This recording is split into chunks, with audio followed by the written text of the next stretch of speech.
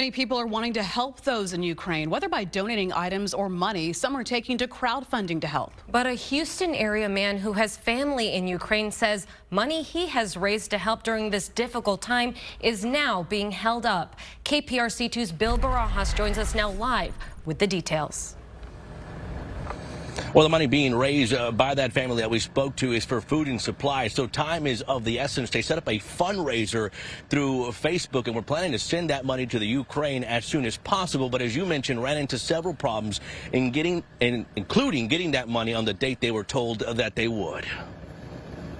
The goal was $10,000. So far, just over $8,000 has been raised. The money away for Tine and his wife Larysa to help family members in Ukraine. We've been getting it to her son, who has set up 2 shelters for people to maybe sleep overnight on their way to Poland. They transit through the Vinnytsia. Tine set up the account on March 2nd. The money started pouring in. He could see it had been donated, but it wasn't going into his account. He says it takes up to 5 days before your payouts will start. So they scheduled the first payout of whatever came in that day. And at that point, when that day rolled around, no payout. Then he got an email from Stripe, Facebook's fundraising payment processor, which says it distributes each donation after a 7-day hold to reduce risks such as refunds and negative balances.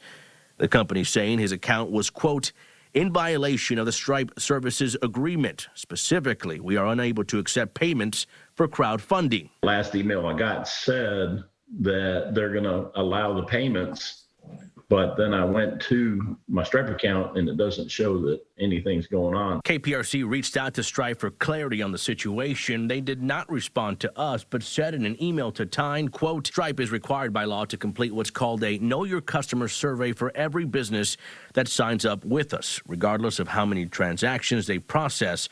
This involves completing in-depth reviews. It may be that, but it shouldn't be that hard.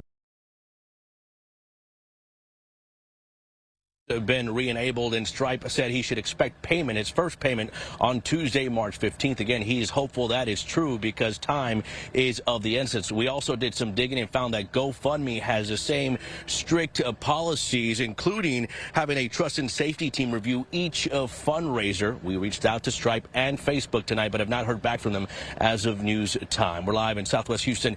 Bill Barajas, KPRC 2 News.